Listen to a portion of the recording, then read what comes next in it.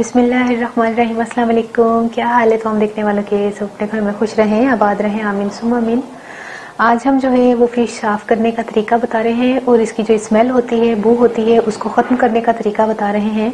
क्योंकि अक्सर औक़ात लोगों को ये परेशानी होती है कि हमने फ़िश को साफ़ करके फ्रीज़र में रखा और बाकी की तमाम चीज़ों से जो है वो स्मेल आने लग गई फ़िश की या फ्रीज़र से आने लग जाती है। तो ऐसा अब इंशाल्लाह नहीं होगा। इसकी जो स्मेल होती है ख़ास, वो हम ख़त्म करने का तरीका भी बताएंगे।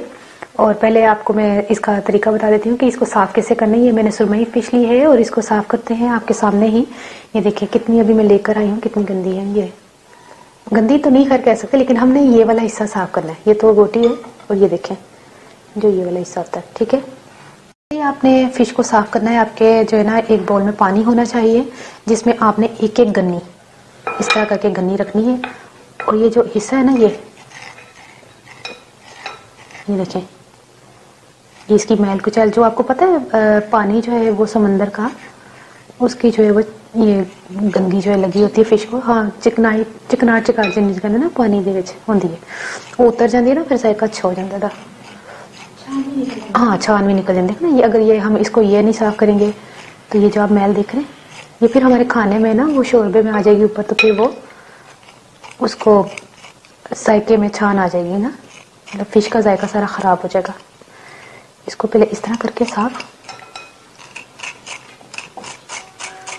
ये देखिए,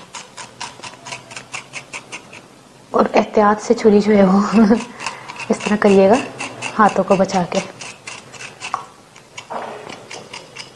ऐसे जैसे साफ किया हमने, लेकिन अभी मैंने इसको फिर भी धोना है, ठीक है। किसी दूसरे बर्तन में आपने इसको इस तरह रखते जाना है।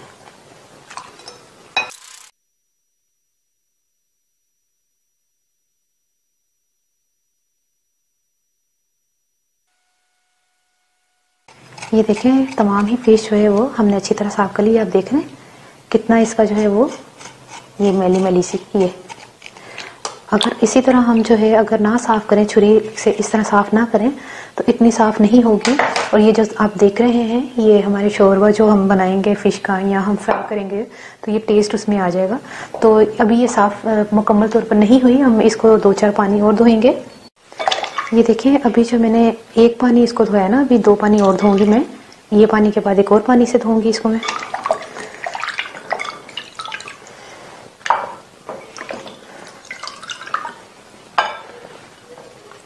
देखिए फिश को हमने 2-3 पानी अच्छी तरह धो लिया है, ये साफ हो गई है। अब रही बात स्मेल की कि इसमें जो बू आती है, जो फ्रीजर में रखने के बावजूद भी जो खत्म नहीं होती या हाथों से खत्म नहीं होती, तो इसका हल ये है कि इसकी बू खत्म करने के लिए मैं आपको बताती हूँ कि हमें जो है अदरक का एक टुकड़ा चाहिए, जो कि इसको अगर कूटा जाए तो तकरीबन 3 से 4 खाने के चम्मच होना चाहिए और छिलके समेत। तो इसको पहले बाहर से धो लेते हैं, लेकिन इसको छिलके समेत हमने कूटना है। आपको मैं बता दूं, ये देखिए हमने, और फ्रेश होना चाहिए, ये नहीं कि आपने घर में पीस के रखा, वो नहीं। इस तरह थोड़ा थोड़ा करके ना हम जितना हमारे पास चट्टू बट्टा हम इससे पीस लेते हैं। अदरक को मैंने कूट लिया है, इसको हमने पानी में शामिल करना है। और मेरे पास फिश ज़्यादा है इसलिए मैंने 4-5 खाने के चम्मच कहा है। अगर फिश थोड़ी है तो थोड़ा कर लीजिएगा।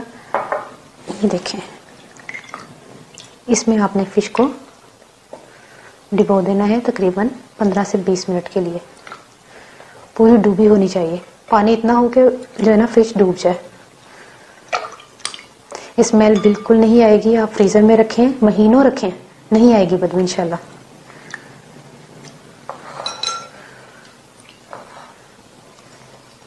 ये देखिए अच्छी तरह डूब गई है ना। अच्छा, कुछ लोग मुझे कमेंट करेंगे कि हम नमक फिर किस टाइम लगाएं। आप नमक इसके बाद लगा लें तो तब भी उसको धो लेंगे, कोई मसला नहीं। ये जो हमने जो अदरक के पानी में इसको भिगो कर रखा है, ये स्मेल होगी ही नहीं।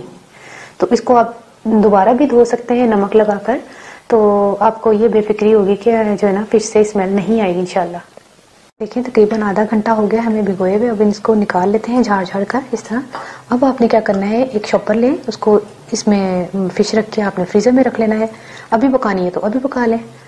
तो ये देखिए माशाल्लाह से ज़बरदस्त साफ करने का भी मैंने आपके सामने तरीका बता दिया। और ये जो है ना इसकी स्मेल भी इंशाल्लाह अब कभी भी नहीं आएगी। लेकिन उजमा बिल्ली नू आ जाती है खुशबू। हाँ बस फिश पकाते ना दरवाजा बंद रखा करो, मेन दरवाजा, वरना फिश की खुशबू के नाल ना बिल्ली जरूर आ जाती है। अच्छा ये देखें कि हमने जो है फिश को इतनी अच्छी तरह साफ करने धोने के बावजूद भी इसका पानी देखें कितना गदला गदला, यानी कि अदरक में डिबोने के बावजूद भी कितना जो है वो एक तो स्मेल भी इसकी खत्म हुई है और दूसरी बात ये कि और क्लियर साफ हो गई है। आप बोटी से अंदाजा लगाने इसकी, ये देखिए वो ठहरी ठहरी जरा मतलब ठहर गई है बोटी, बिल्कुल जैसा नहीं हाथ पड़ के गली हुई लग रही थी, कितनी जबरदस्त साफ हुई है माशाल्लाह से। देखिए फिश साफ करने का और स्मेल खत्म करने का तरीका मैंने बता दिया है। अब ये जो है टोटका आप उनके साथ भी शेयर कर लीजिएगा जिनको जो है इस चीज़ की ज़रूरत है। तो आपको ये टोटका कैसा लगा मुझे अपने कमेंट्स में ज़रूर बता दीजिएगा और अपनी दुआ में ज़रूर याद रख लीजिएगा। ओके, अल्लाह हाफिज़।